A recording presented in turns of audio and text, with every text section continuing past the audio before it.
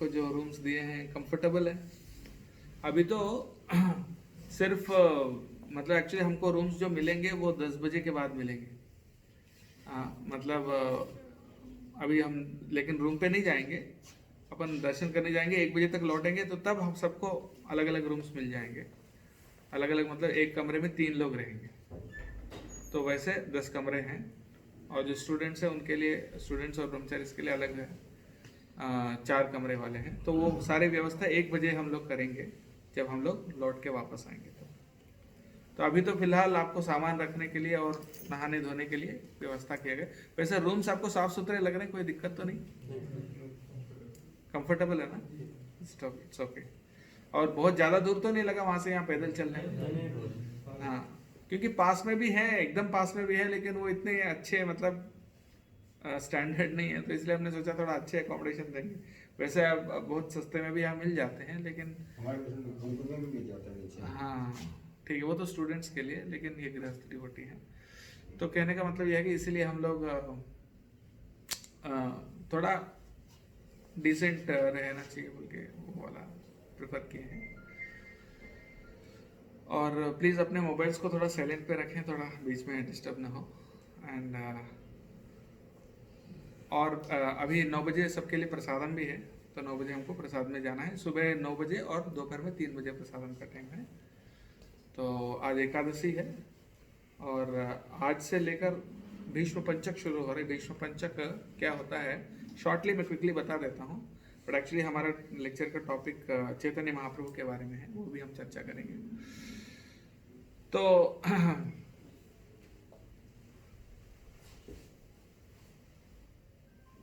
भीष्म पंचक जो है कार्तिक मास का यानी दामोदर मास के आखिरी 5 दिन को भीष्म पंचक बताया गया।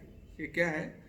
भीष्म पितामह, हम सब महाभारत सुने हैं कि भीष्म पितामह अपने क्या बोलते हैं उसको, शरशैया पे लेटे हुए थे। अर्जुन ने उनको क्या किया? बाणों से उनका शरीर को, हाँ पूरे हर एक इंच में बाण लगे हुए हैं, और इस प्रकार से क्या बोलते हैं उसको, वो उस पर लेटे हुए थे। लेकिन वो वेट कर रहे थे कि, लोग कहते हैं कि वो उत्तरायण के लिए वेट कर रहे थे, पर असल में असली रीजन वो नहीं है। शास्त्रों के अनुसार भीष्म पितामह भगवान कृष्ण का दर्शन करने के लिए वेट कर रहे थे, और युधिष्ठिर महाराज को कुछ शिक्षा भी देना। उनको इच्छा मृत्यु का वरदान था, तो इसलिए वो उनको कोई मार नहीं सकता था। तो जैसे युद्ध समाप्त हुआ उसके बाद युधिष्ठिर महाराज को राज्याभिषेक किया गया, और उसके बाद युधिष्ठिर महाराज और उनके 4 भाई यानी 5 पांडव द्रौपदी के साथ और भगवान कृष्ण के साथ जाकर भीष्म पितामह से मिलते हैं, भीष्मदेव से मिलते हैं, और भीष्मदेव उनको उपदेश देते हैं युधिष्ठिर महाराज को। असल में युधिष्ठिर महाराज राजगद्दी संभालने के लिए तैयार नहीं थे, क्योंकि उनको ऐसा लग रहा था कि हमने इतने सारे लोगों का मृत्यु का मैं कारण बना, मुझे राजा बनाने के लिए इतने लोग मर गए। तो इसलिए उनको बहुत खेद हो रहा था कि मैं कैसे राजा बनूं, और उनको समझाए बहुत लोगों ने, उनके 4 भाइयों ने समझाया कि आपकी कोई गलती नहीं है, आप तो धर्म के लिए युद्ध कर रहे थे, ना कि अपने स्वार्थ के लिए। 4 भाइयों ने अपने अपने तरीके से समझाया। द्रौपदी ने समझाया, वेदव्यास जी जो उनके दादाजी हैं, असल में पांडु और धृतराष्ट्र के पिता हैं, वेदव्यास ऋषि, उन्होंने समझाया।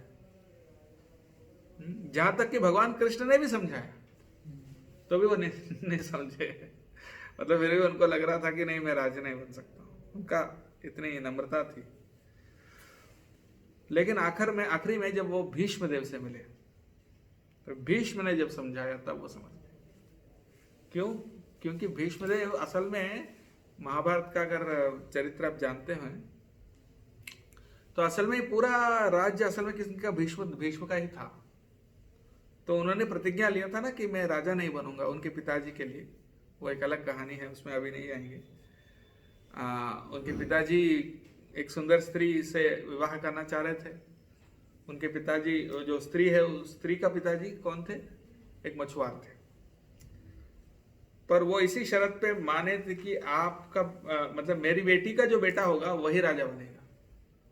तो पर वो मानने के लिए तैयार नहीं थे, क्योंकि बड़े पुत्र तो ये है, शंतनु महाराज के बड़े पुत्र कौन है? देवव्रत यानी भीष्म, उनका नाम तो देवव्रत था। बोले ऐसा नहीं हो सकता। पर ये बाद में इनको दूसरे जगह से पता चला, यानी उनके सारथी से पता चला कि पिताजी क्यों दुखी दुखी लग रहे हैं, मतलब उदास उदास लग रहे हैं, क्या बात है? कहाँ गए थे? सारथी से पूछा, बोले ऐसे ऐसे हुआ। तो फिर वो खुद गए वहां पर, बोले मैं आपको प्रतिज्ञा देता हूँ कि मैं राजा नहीं बनूंगा, तो आपकी बेटी से जो बच्चे होंगे वही राजा बनेंगे। और फिर बोले ठीक है, आप राजा नहीं बनोगे, लेकिन आपके बच्चे और उनके बच्चे फिर लड़ेंगे। फिर बोले ठीक है, मैं तो शादी ही नहीं करूँ।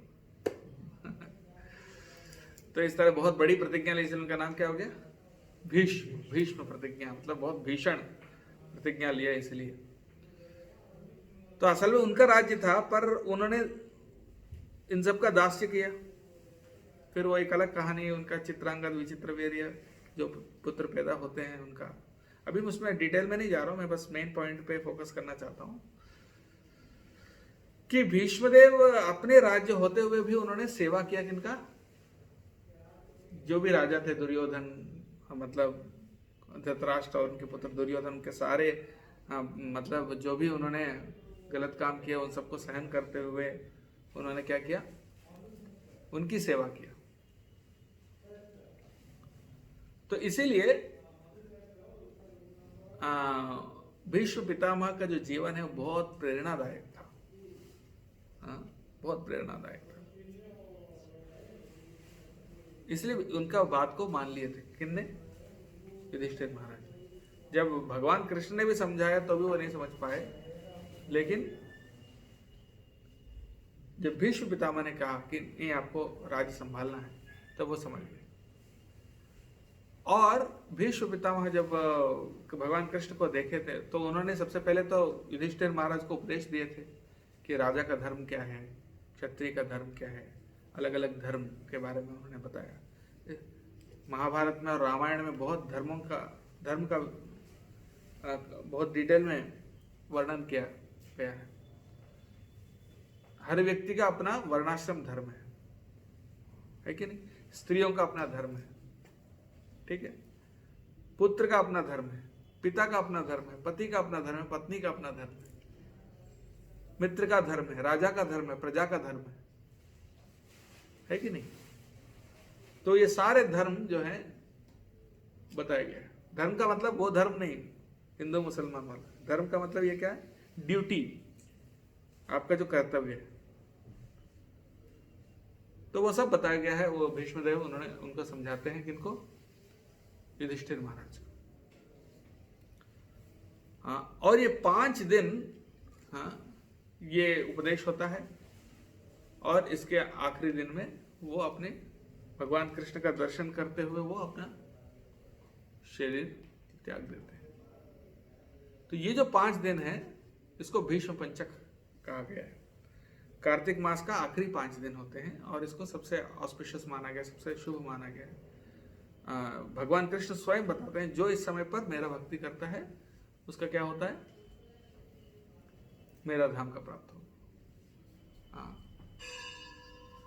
और भीष्मदेव को स्मरण करते हुए, असल में भीष्म सबसे बड़े भक्त थे। असल में वो जानते थे कि क्या बोलते हैं, मैं हारने वाला हूं, क्योंकि वो कौरवों की तरफ से युद्ध कर रहे थे। फिर आप पूछ सकते हैं क्यों कौरवों की तरफ से कर रहे थे? एक कारण तो ये था कि उनके प्रतिज्ञाबद्ध थे कि जो भी राजा होगा उनका मैं सेवा करूंगा। उन्होंने प्रतिज्ञा किया था, तो उसको तोड़ नहीं सकते थे। और लेकिन उससे भी मुख्य कारण है, आंतरंगिक जो कारण है वो ये है कि भगवान कृष्ण से वो उनका जो प्रेम था वो वीर रस में था। वीर रस का मतलब क्या होता है?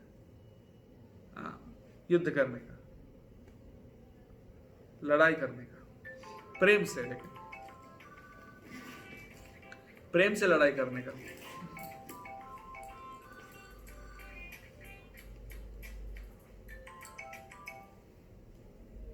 ठीक है,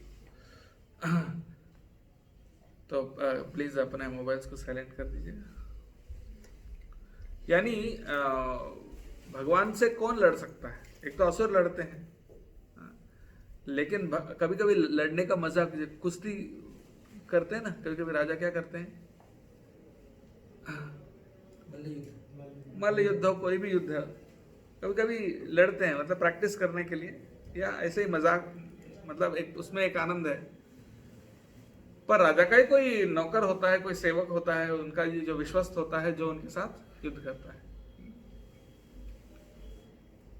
तो वो उसी प्रकार से भगवान भी अपने जो भक्त होते हैं उन्हीं के साथ, उन्हीं को वो मौका देते हैं। तो भीष्मदेव का ऐसी इच्छा थी कि कृष्ण के साथ लड़े, उनको दुख देने के लिए नहीं, बल्कि उनको आनंद देने के लिए। इसको बोलते हैं वीर रस। वीर रस में वो भगवान की भक्ति कर रहे थे। तो उनकी इच्छा थी कि कृष्ण आकर मुझे मारे, कृष्ण आकर मुझे मारे। तो इसलिए वो उस रूप में कृष्ण को देखना चाहते हैं कि कृष्ण को गुस्से में।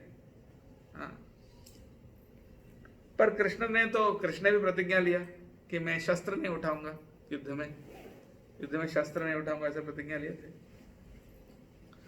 पर भीष्मदेव का प्रतिज्ञा था कि मैं कृष्ण से शस्त्र उठवाऊंगा। कैसे नहीं उठाएंगे, ऐसा था। तो फिर एक दिन ऐसा अर्जुन के साथ युद्ध हो रहा था। तो भीष्म तो बहुत ज्यादा शक्तिशाली था अर्जुन से भी। अर्जुन भी उनके सामने हजारों अर्जुन मिलकर भी भीष्म को नहीं हरा सकते थे, इतने शक्तिशाली थे, पावरफुल भीष्मदेव। तो फिर अर्जुन भी लड़ नहीं पा रहा था एक तरफ, क्योंकि वो तो उनके पितामह है, उनको कैसे मारे, और पूरे मन से युद्ध नहीं कर पा रहा था। तो भगवान कृष्ण बता कर थक चुके थे। तो फिर उन्होंने क्या किया, बोले अर्जुन तुम रहने दो, मैं ही मार डालूंगा भीष्म को। वो कहते हुए अपने प्रतिज्ञा तोड़ के उन्होंने क्या किया, उतर के एक टूटा हुआ रथ का पहिया उठा के भीष्म को मारने के लिए गए। पर अर्जुन ने देखा कि मेरे वजह से भगवान अपनी प्रतिज्ञा तोड़ रहे हैं, तो ये अच्छा नहीं, इसलिए पीछे से जाकर उनका पैर पकड़ लेते हैं। पर लेकिन उन्होंने शस्त्र तो उठा लिया ना। तो जब उठा के भीष्मदेव के प्रति उनको मारने के लिए जा रहे थे, तो भीष्मदेव खुश हो गए, देखो मेरी प्रतिज्ञा सही हो गई। यानी भगवान कभी कभी अपनी प्रतिज्ञा तोड़ देते हैं, पर उनके भक्तों की प्रतिज्ञा को कभी छूटा नहीं होने देते। तो कृष्ण ने सोचा मेरा प्रतिज्ञा भले भंग हो, लेकिन भीष्म का प्रतिज्ञा सही निकले, इसलिए उन्होंने क्या किया, उनकी प्रतिज्ञा को सही करने के लिए वो शस्त्र उठाए। और उस रूप में जब कृष्ण को देखे भीष्म बहुत खुश हो गए, यही तो मैं देखना चाह रहा था। अब सारे शस्त्र छोड़ दिए, भीष्म आ जाओ मुझे मार डालो। तो फिर अर्जुन ने रोक लिया उनको। तो इस प्रकार से जब कृष्ण को उस तरीके से, उनके बाल बिखरे हुए थे, पूरा धूल, युद्ध भूमि का जो धूल है उनके शरीर पे लगा हुआ था, पसीना लग रहा था, और हाथ में वो चक्र है, वो रूप को ध्यान करते हुए भीष्मदेव अपने शरीर छोड़ देते आखिरी में, बाद में, उस समय पर नहीं, बाद में, युद्ध के बाद, जैसे मैंने कहा, ये इस 5 दिन के वो उपदेश करने के बाद। तो इसको भीष्म पंचक कहा गया। और इस समय पर हमको ये भीष्मदेव की भक्ति को याद करना, स्मरण करना। और कार्तिक मास का भी सबसे अच्छा जो पीरियड माना गया। इस टाइम पे बहुत सारे भक्त तो उपवास करते हैं, कहीं कुछ, लेकिन हम लोग अभी ट्रैवलिंग में हैं, यात्रा में हैं, तो हम कहेंगे कि आप अच्छा प्रसाद लीजिए, क्योंकि फिर यहाँ स्थिति भी अच्छी नहीं है दुनिया की, बीमारी वगैरह चल रही है, तो थोड़ा बॉडी की इम्यूनिटी रखना चाहिए। अच्छा, तो प्रसाद लीजिए, लेकिन ज़्यादा से ज़्यादा हम लोग को भगवान का नाम, हरि नाम, हरे कृष्ण महामंत्र का जप करना चाहिए। बोलिए हरे कृष्णा कृष्णा कृष्णा हरे हरे, हरे राम राम राम हरे हरे, इसका जप करना चाहिए। और पूरे प्रोग्राम में पूरा भाग लीजिएगा। जैसे मैंने कहा, हमको भरपूर मौका मिलेगा सब दर्शन करने का। कितनी जगह देखे उससे अच्छा उसके बारे में कितना हम समझे, ये ज़्यादा महत्वपूर्ण है। क्योंकि आप वैसे तो जाने के लिए तो बहुत जगह जा सकते हैं इसके अलावा भी, बट लेकिन जितना समय हमारे पास है उसमें हम जितना देख सकते हैं अच्छा से और उसको समझ सकते हैं कि वहाँ क्या लीला होगी और वहाँ कीर्तन करते हुए, जप करते हुए, तब उसका असली आनंद हमको मिलेगा। तो अभी हमारा मेन टॉपिक पे आते हैं।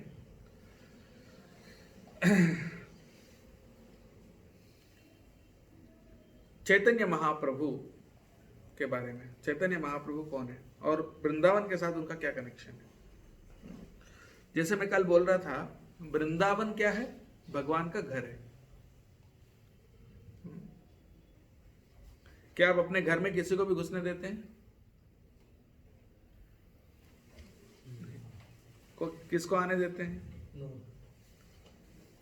नॉन ही नहीं, बल्कि जो आपको क्लोज है, जो आपको मतलब करीब है। कुछ तो करीबी होनी चाहिए घर में इनवाइट करने के लिए।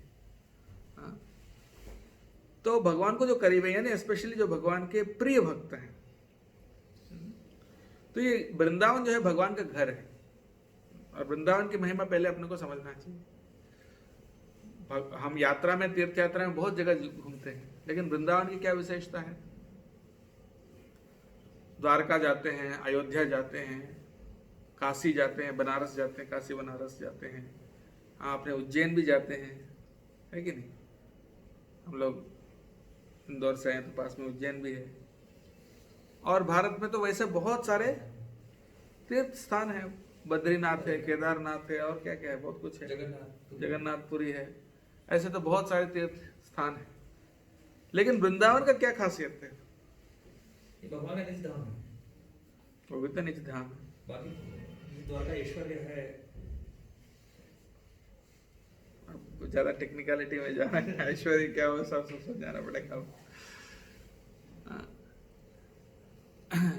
देखिए, आप अपने घर में, बाहर आप कुछ भी हो, लेकिन घर में आप क्या होते हैं?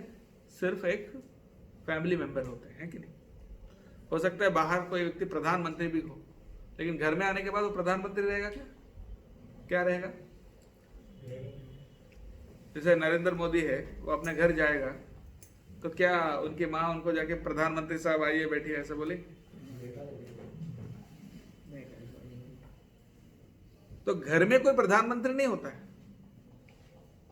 हाँ? या घर में कोई भी कुछ नहीं होता है। घर में सिर्फ क्या होता है? किसी का पति होता है, किसी का पत्नी होती है, किसी का बेटा होता है, किसी के पापा होते हैं, कोई होते हैं ना। तो ये भगवान का घर है वृंदावन। इसीलिए यहां पर कृष्ण भगवान नहीं होते हैं। यहाँ कृष्ण भगवान नहीं है। यहाँ कृष्ण क्या है? भगवान नहीं है का मतलब यह नहीं कि वो भगवान उनकी शक्ति खत्म हो गई, ऐसा मत सोचो। ऐसा नहीं बोल रहा हूं मैं, भगवान ही है, लेकिन यहां कोई इनको भगवान के दृष्टि से नहीं देखता है। वृंदावन में किस दृष्टि से देखते हैं? Personal relationship.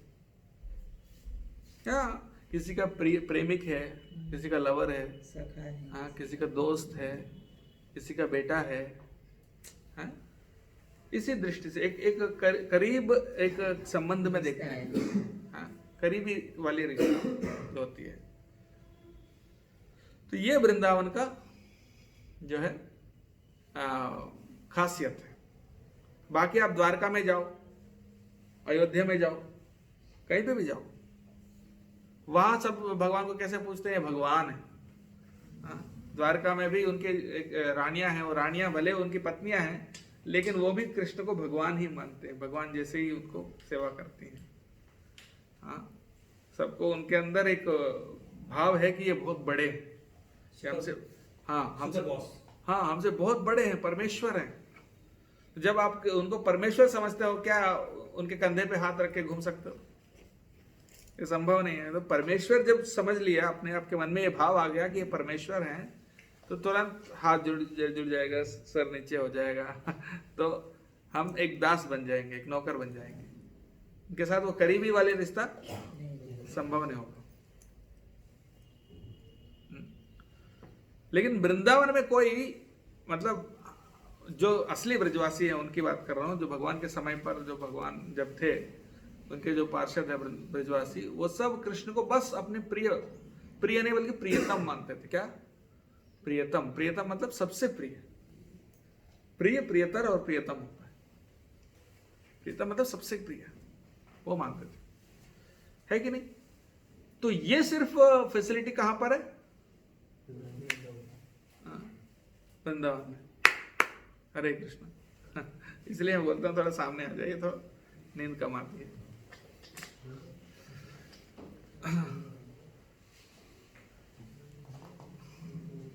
हो सकता है मेरा लेक्चर बहुत, मेरा बोलने का तरीका बहुत खराब है, आप सबको नींद आ रही है।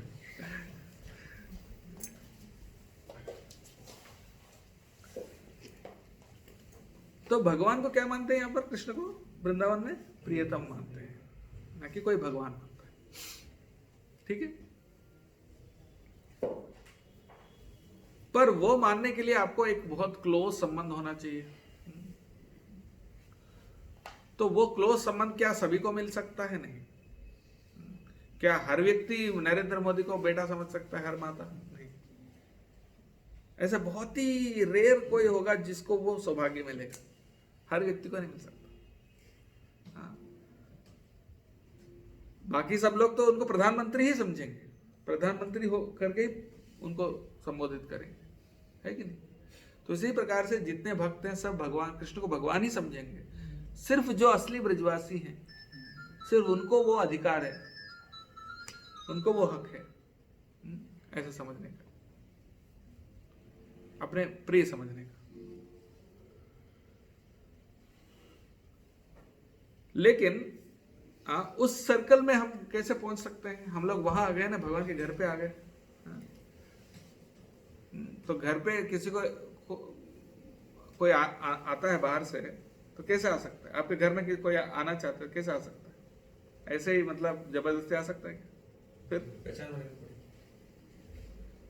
पहचान बनाना पड़ेगा। किसके साथ? बस। और या आपके कोई फैमिली मेंबर के साथ, है कि नहीं? घर में रहने वाले कोई एक ऐसा व्यक्ति होना चाहिए जो उनको इनवाइट कर सकते हैं। घर का कोई मेंबर होगा जो आपको इनवाइट करेगा, तो आप अंदर आ सकते हैं, है कि नहीं?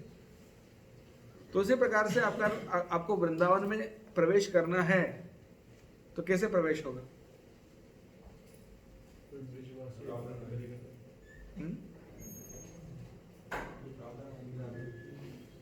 वृंदावन में रहने वाले कोई ना कोई ब्रजवासी आपको इनवाइट करेंगे, तब होगा ना। लेकिन ब्रजवासी का मतलब ये नहीं कि आज दारू का दुकान चलाने वाले जो ब्रजवासी हैं आजकल के, उनकी बात नहीं कर रहे। ब्रजवासी का मतलब जो ओरिजिनल ब्रजवासी का जो मूड होता है, ओरिजिनल ब्रजवासी का जो चेतना, जो प्रेम होता है, वो जिनके अंदर है, वो आपको इनवाइट करेंगे तो आप अंदर आ पाएंगे, otherwise you can not come. बहुत सारे लोग यहाँ वृंदावन में आते हैं, आकर लेकिन क्या करते हैं? कोई होटल में रुकते हैं, बस घूमते हैं, उनको कुछ पता नहीं रहता कि क्या इसकी महिमा है। घूमते हैं, अच्छा एंजॉय करते हैं, जैसे कि कोई कुल्लू मनाली गए या कोई कहीं पे भी गए, तो ये भी यहाँ आ गए, थोड़ा सा एक मंदिर बांके बिहारी दर्शन कर लिए, 2 मिनट बस घूम लिए, कुछ अच्छा खाना खा लिए, हो गया, साइट सीइंग हो गया। तो इस प्रकार से वृंदावन यात्रा मनाते हैं। तो लेकिन ऐसा करके उनको वृंदावन की महिमा तो पता नहीं चलेगी, राइट? तो वृंदावन यात्रा करने का असली फल तब मिलेगा जब हम ब्रजवासी, जो असली ब्रजवासी है, उनके साथ करेंगे, क्योंकि उनके भाव, जैसे मान लीजिए घर में छोटा बच्चा है, वो छोटा बच्चा बाहर है, ठीक है? बच्चा बाहर है, बहुत साल से बाहर है, पर उसके जो जूते हैं, छोटे छोटे जूते हैं, वो जूते रोज माँ देखती है, देख के क्या फील करती है? ये मेरे बेटे का जूते है कि नहीं? पर हम भी वो जूते देखेंगे, हमको वो फीलिंग नहीं आएगी। चलो हमको पता है बेटे का जूते, तो क्या हुआ, हम तो बहुत जूते देखते हैं, लेकिन माँ जब देखेगी वही जूतों को उनका फीलिंग और हमारे फीलिंग में फर्क है ना। उसी प्रकार से यहाँ पर हम लोग देखेंगे, अरे ये वही पेड़ है जिसके ऊपर से कृष्ण ने कालिया के ऊपर कूदा। हाँ ठीक है, तो क्या हुआ, बहुत सारे पेड़ देखते हैं, ये भी एक पेड़ है, तो क्या फर्क पड़ेगा। मतलब वो भाव हमको नहीं आ रहा। लेकिन जो ब्रजवासी हैं, यहाँ पर हर पेड़ को देखते हुए, हर कण को देखते हुए, हर चीज को देखते हुए उनके अंदर ऐसा भाव आता है बहुत, हम जो कल्पना भी नहीं कर सकते। तो वृंदावन को अगर देखना है तो इन आंखों से नहीं देख सकते। वृंदावन ऐसा धाम है, चिंतामणि प्रकृत सुकल्प वृक्ष लक्षावृतेषु सरभीर अभिपालयन्तम। यहाँ पर हर वृक्ष जो है कल्प वृक्ष है, जो आपकी सारी इच्छाओं को पूरी कर सकता है। और हर जो घास का, हर क्या बोलते हैं उसको, धूल का कण जो है वो चिंतामणि है, नहीं वो भी आपकी सारी इच्छाओं को पूरी कर सकता है। हर गाय कामधेनु गाय है, यह वृंदावन है। यानी आपकी सारी इच्छा पूरी कर सकता है। नहीं तो फिर इसलिए हमको सावधान होना चाहिए, क्या इच्छा करें। हाँ, अरे गलती से एक व्यक्ति कल्पवृक्ष के नीचे बैठ गया, लगा बहुत भूख लगी, कुछ अच्छा खाना मिल जाता तो कितना अच्छा होता। अच्छा, तुरंत उसको सामने खाना आ गया, 56 भोग जैसा वो चाहता था। अरे खाने अच्छे से खाए, फिर बोला अभी अच्छा बिस्तर होता तो थोड़ा लेट जाते। तुरंत बिस्तर बन गया, लेट गया और आराम से जा रहा था। लेकिन अचानक मन में थॉट आया, अभी यहाँ से अचानक अगर कोई शेर बाघ आके हमें खा जाए तो क्या होगा। अचानक शेर वो भी आ गया, उसको खा गया। तो अगर कल्पवृक्ष के नीचे बैठेंगे तो आपने को क्या इच्छा करना है, ये भी सावधानी से इच्छा करना चाहिए। अगर आप ऐसे कुछ मांगोगे जो आपके लिए हानिकारक हो। हम क्या मांगते हैं, धन दो, ये दो, पुत्र दो, या आपने नौकरी दो, या आपने जो भी है, ये सब मांगते हैं। पर ये सब असल में क्या, हमारे असली भलाई के लिए, आत्मा की भलाई के लिए कोई काम के नहीं। इसलिए वृंदावन में हम आते हैं तो सिर्फ एक ही चीज मांगना, क्या है, शुद्ध भक्ति। शुद्ध भक्ति मांगना, और कुछ नहीं मांगना चाहिए। तो वृंदावन ऐसी है। लेकिन हम यहाँ आके वो क्या देख पा रहे हैं क्या? हम यहाँ आके आपको कल्पवृक्ष दिख रहा है कहीं? ये कामधेनु गाय या चिंतामणि आपको वही लग रही है? इंदौर में भी था, यहाँ पे भी वैसे ही है। बस एक ही फर्क है, यहाँ सब लोग राधे राधे बोलते हैं। लेकिन वैसे तो हमको वही दिख रहा है, वही सुअर दिख रहे हैं, वही गधे दिख रहे हैं, वही क्या बोलते हैं उसको, वैसे ही लग रहा है। क्यों? क्योंकि हमारे आंखें, हमारे इसमें वो प्रेम नहीं है, वो ब्रजवासी का भाव नहीं है। इसलिए हमको वृंदावन आना नहीं आना बहुत ज्यादा फर्क नहीं पड़ता, हमको कोई महसूस नहीं होता है वृंदावन आने का। हाँ, तो इसलिए अगर वृंदावन आपको देखना है तो किनके साथ आकर देखना है? एक ब्रजवासी जिसको वो भाव है, वो जब आपको बुलाएगा और उनके गाइडेंस में जब हम वृंदावन देखेंगे, उनके आंखों से जब देखेंगे, तब हम वृंदावन को देख पाएंगे। हाँ? जैसे मैंने बताया, माँ अपनी बेटे का जूते देखती है और रोती है, देखिए मेरा बेटा, उनका जूते।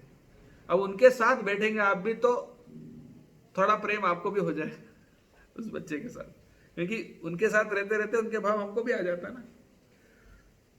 तो अभी हम मुद्दे का विषय क्या है, मुख्य पॉइंट में अभी आ रहा हूं। चैतन्य महाप्रभु, अभी तो पॉइंट पे है। चैतन्य महाप्रभु कौन है? श्री कृष्ण चैतन्य, राधा कृष्ण नाहे अन्य। शास्त्रों में बताया गया है कि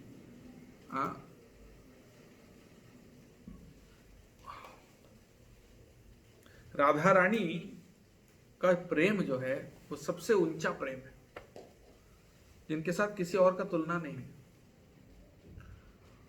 तो कृष्ण भगवान के मन में एक इच्छा हुई कि राधा रानी का जो प्रेम है वो कैसी होती है, राधा रानी मुझे कितना प्रेम करती है, और मुझे मेरे अंदर क्या, मेरे अंदर क्या चीज है जिसके कारण राधा रानी इतने मुझे प्रेम करती है, मेरे अंदर क्या आकर्षण है, और मुझे प्रेम करके क्या आनंद मिलता होगा, ऐसा उनके मन में प्रश्न आया। तो पर वो महसूस करने के लिए उनको क्या करना पड़ेगा?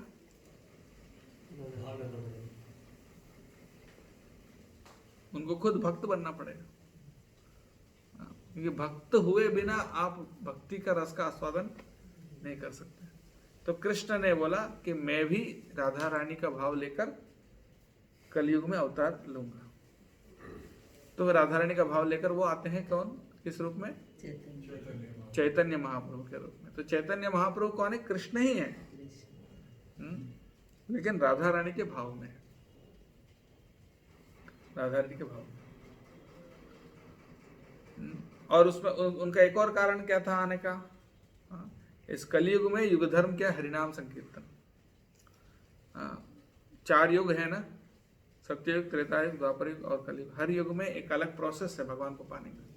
सत्ययुग में क्या करते थे? तपस्या। त्रेतायुग में यज्ञ। द्वापर युग में अच्छे विग्रह। भगवान के विग्रह की अर्चना, पूजा। पर कलयुग के लिए क्या प्रोसेस बताया गया? हरिनाम संकीर्तन। तो हरिनाम संकीर्तन बहुत सरल मार्ग है जिसके माध्यम से कलयुग में हर व्यक्ति भगवान को पा सकता है। पर वो हरिनाम संकीर्तन कैसे करना और उसको सिखाना और उसको सबसे करवाना, इसके लिए भगवान का अवतार लेना पड़ेगा। तो इसलिए वो चैतन्य महाप्रभु के रूप में आए ताकि हम सबको हरिनाम संकीर्तन सिखा सकें। और जैसे मैंने कहा कि वृंदावन में जाना है, असल में सिर्फ ऐसे टिकट लेके आना नहीं। वृंदावन प्रभुपाद बोलते थे कि टिकट खरीदने मात्र से आप वृंदावन में नहीं आ सकते। आपने बोला हमारे पास टिकट है, हम वृंदावन में आ जाएंगे, ऐसा नहीं होता है। टिकट खरीदने से वृंदावन नहीं आ सकते। वृंदावन में आने के लिए आपको ब्रजवासी का भाव चाहिए, और वो ब्रजवासी का भाव वो कैसे मिलेगा? जैसे मैंने कहा, किसी बड़े आदमी का घर में जाना है तो इनविटेशन चाहिए ना आपको। इनविटेशन होगा तो ही जा पाओगे। इनविटेशन कौन दे सकता है? अंदर रहने वाला कोई दे सकता है। अमेरिका जाना है तो वहां से कोई व्यक्ति आपको बुलाएगा तब जा पाओगे ना, वीसा तभी तो देंगे। तो उसी प्रकार से यहां पर सबसे बड़े ब्रजवासी कौन है? राधा रानी है कि नहीं? ब्रजवासियों में सबसे बड़ी कौन है? राधा रानी। तो उनके भाव में कौन आए थे? चैतन्य महाप्रभु। तो चैतन्य महाप्रभु ने ही वृंदावन को हमें प्रकट किया है। तो उन्होंने हमको इनविटेशन दिया, चैतन्य महाप्रभु ने इनविटेशन दिया। पहले तो यहाँ पर कहाँ राधा कुंड था, कहाँ श्याम कुंड था, कहाँ कैसी घाट था, कहाँ पर कौन सी लीला हुई थी, कुछ पता नहीं था। सिर्फ जंगल था यहाँ पे। बस कुछ ऐसे 2-4 मुट्ठी भर के कुछ साधु संत यहाँ रहते थे। पहले ऐसा कोई तीर्थ यात्रा इतने सारे लोग नहीं आ पाते थे। पर चैतन्य महाप्रभु जब यहाँ आए थे, वो वही राधा रानी के भाव में विभोल होकर उन्होंने बताया कि ये राधा कुंड और श्याम कुंड है। और फिर उनके जो प्रधान शिष्य हैं 6 गोस्वामी हैं, रूप गोस्वामी, सनातन गोस्वामी इत्यादि 6 गोस्वामी। इन गोस्वामियों को उन्होंने कार्य सौंपा कि यहाँ के हर एक लीला स्थली को प्रकट कराओ, यहाँ बड़े बड़े भव्य मंदिर का निर्माण करो। पहले कोई मंदिर भी नहीं था यहाँ, सिर्फ जंगल था, वन था। तो उन्होंने बोला एक्चुअली कृष्ण का प्रपौत्र वज्रनाथ के द्वारा स्थापित बहुत सारे विग्रह हैं कहीं पे छुपे हुए, उनको बाहर निकाल के उनके लिए बहुत भव्य मंदिर बनवाओ, और वहां भगवान ने कहाँ कौन सी लीला की उसको आप प्रकट करो, बताओ सबको। तो चैतन्य महाप्रभु के निर्देश में 6 गोस्वामियों ने पूरे वृंदावन में कहाँ कौन सी लीला हुई उन्होंने आविष्कार किया। और उसके माध्यम से क्या हुआ? ये भगवान की लीला जो है हम देखेंगे। आप अगले 4 दिन में कहाँ बरसाना है, कहाँ नंदगांव है, कहाँ पे रावल है, कहाँ पे कौन से बहुत सारे कुंड होंगे अलग अलग। हर एक जगह का एक अलग कहानी है, एक अलग कथा है और अलग संदेश है। तो वो सब चीज़ हम देखेंगे। वो सब हमको कैसे पता हुआ? चैतन्य महाप्रभु और उनके 6 गोस्वामियों के द्वारा। उन्होंने ही पूरा प्रकट किया और शास्त्र ग्रंथ भी लिखे जिससे हम वृंदावन की महिमा समझ सके कि वृंदावन में क्या है। और बहुत सारे ऐसे तीर्थ स्थान हैं, लेकिन वृंदावन उन सबसे अलग है, सर्वोच्च है। गोलोक वृंदावन सभी लोकों में से सर्वोच्च लोक, सबसे ऊपर का लोक गोलोक वृंदावन माना गया। क्यों? और यहाँ क्या रस है जो कहीं और नहीं है। तो वो सब कौन प्रकट किए? वो सब समझाने के लिए 6 गोस्वामी ने बहुत सारे ग्रंथ का रचना की, और उन ग्रंथों के माध्यम से हमको समझ में आता है कि राधा और कृष्ण की लीला क्या है, भगवान ने यहाँ क्या किया, क्या लीला किया। और उनके प्रति हमको प्रेम, वही प्रेम जो ब्रजवासी भगवान के समय पर ब्रजवासी जो प्रेम करते थे कृष्ण को, वैसा प्रेम हमको कैसे मिलेगा? वो इतना निस्वार्थ प्रेम था। एक छोटी सी कहानी बताता हूँ। एक बार द्वारका में कृष्ण को बहुत तीव्र हेडेक हो रहा था, सरदर्द हो रहा था।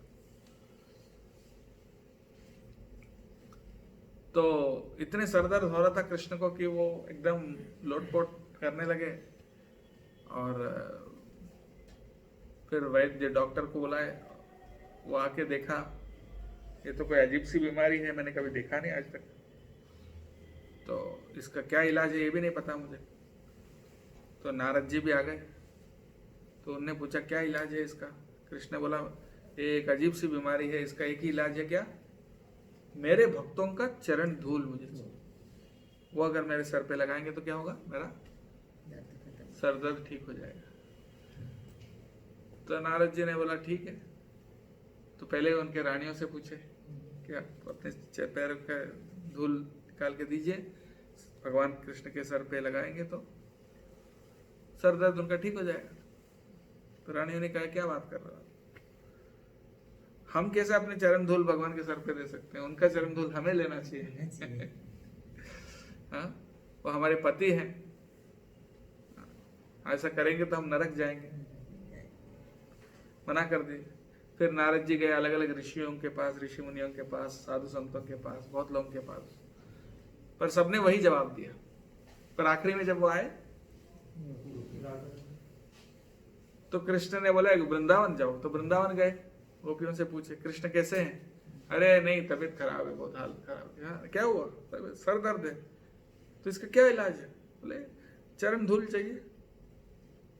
तो बोले हमारा चलेगा? बिल्कुल चले।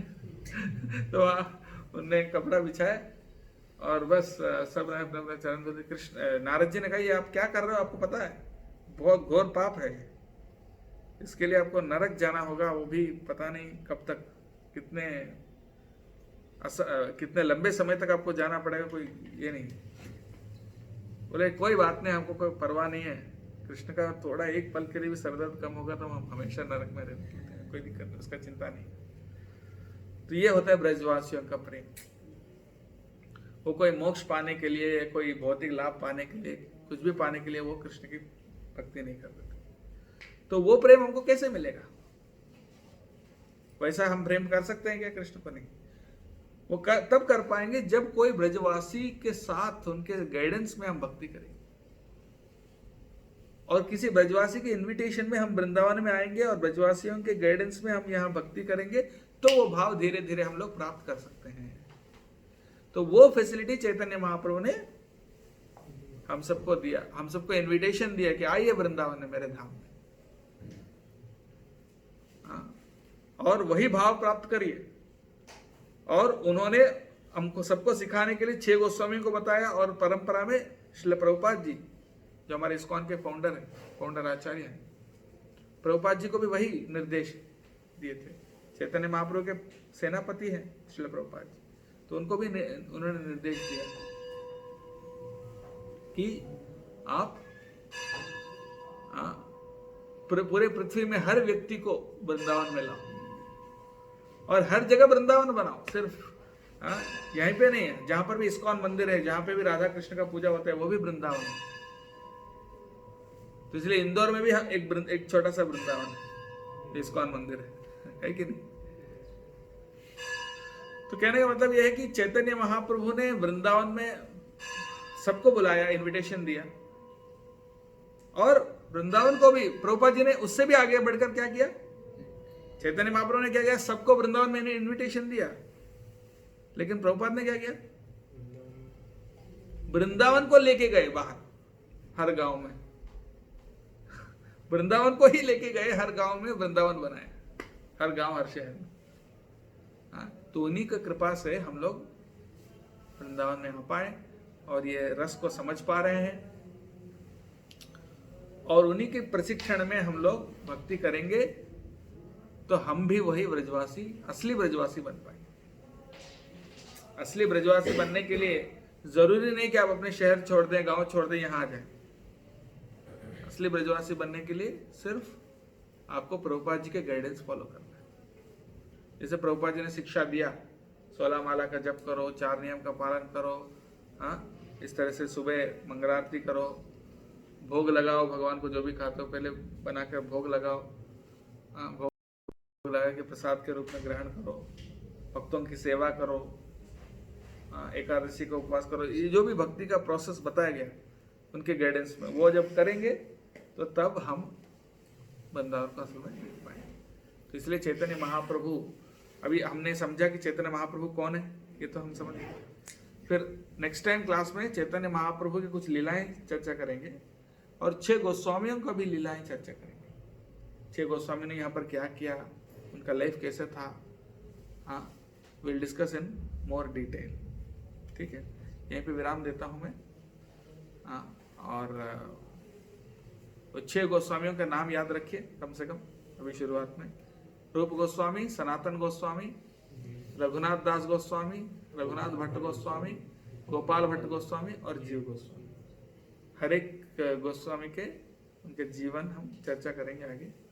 ठीक है, बहुत बहुत धन्यवाद। हरे कृष्ण। श्रील प्रभुपाद की, श्री चैतन्य महाप्रभु की जय, श्री श्री राधा श्याम सुंदर की, श्री श्री कृष्ण बलराम की, श्री गौर निताय की, समवेत गौर भक्तवृंद की, गौर प्रेमानंदे हरि हरि बोल। किसी का कोई प्रश्न है? मुझे जैसे वृंदावन जो है वो राधा रानी का समझ लीजिए मेन वहाँ की वो है। तो जैसे गोकुल, एक नंदा हो गया, बरसाना हो गया, एक वृंदावन हो गया और एक गोकुल हो गया। तो गोकुल से भी बड़ा है क्या वृंदावन? से कृष्ण जी गोकुल का उनका निज है ना गाँव हो गया, तो इसमें टॉप मोस्ट हम गोकुल और वृंदावन को बोलते हैं। यही है?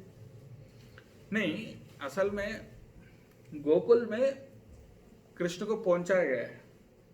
नंदगांव से नहीं, मथुरा से। मथुरा में जब उनका जन्म हुआ, उनको लेके आके कहाँ रख दिया? गोकुल। हाँ, पर गोकुल में बहुत सारे असुर आने लगे उनको मारने के लिए, तो इसलिए वो सब वहां से छोड़कर फिर कहाँ जाते हैं? यहाँ जाते हैं वृंदावन। नंद महाराज नंदगांव में बस जाते हैं, क्योंकि नंदगांव में जो पहाड़ है वहां पर वर है कि जो भी असुर उसके ऊपर आएगा वो मर जाएगा, उनकी मृत्यु हो जाएगी। तो इसीलिए वो कृष्ण को सेफ रखने के लिए नंदगांव के पहाड़ के ऊपर उनका घर बनाए। और वृंदावन में तो कोई रहते नहीं थे। वृंदावन में क्यों यहाँ आते थे गाय चराने के लिए या रासलीला करने के लिए। हाँ, ये वन है ना, वृंदावन है, तो वन में तो घर तो उनका वहां था नंदगांव में, और राधा रानी का बरसाने में था। और लेकिन वो अपने अपने लीलाएं का गाय चराते हुए वो सब लीलाएं करने के लिए यहाँ वृंदावन में आते थे। और गोवर्धन में भी होता था लीला। तो वृंदावन क्यों स्पेशल है? क्योंकि गोकुल में तो कृष्ण छोटे थे, लेकिन गोपियों के साथ जो लीला हुई, विशेष करके जो रासलीला, वो वृंदावन में हुआ। भगवान के सभी लीलाओं में से सर्वश्रेष्ठ लीला क्या है? रासलीला। वो कहाँ हुआ? वो वृंदावन में। इसलिए वैकुंठा जनितो वराम मधुपुरी तत्रापि रासोत्सवात वृंदारण्य। वैकुंठ से भी मथुरा क्यों श्रेष्ठ है? क्योंकि वहां जन्म हुआ कृष्ण। पर मथुरा से भी श्रेष्ठ वृंदावन है। क्यों? क्योंकि रासोत्सवात यानी रासलीला यहाँ हुआ इसलिए। पर इससे भी श्रेष्ठ गोवर्धन है। वो क्यों? आगे हम चर्चा करेंगे। सब कुछ आज अभी नहीं बताऊंगा। ठीक है, बहुत बहुत धन्यवाद। प्रसाद का टाइम हो गया, तब सब लोग एक साथ में जाके प्रसाद लेंगे। प्रसाद लेकर अभी रूम पे नहीं जाना अपने को, सीधा प्रसाद लेकर हम लोग सब मेन गेट के सामने चले जाएंगे। वहां पर सब इकट्ठा होकर वहां से हम जाएंगे। पहले सबसे पहले मदन मोहन मंदिर, हमारे साथ महामान प्रभु जी भी रहेंगे, और वो हमको वहाँ का कथा बताएंगे। ठीक, बहुत बहुत धन्यवाद। जय श्री प्रभुपाद की जय। और प्रेमानंद।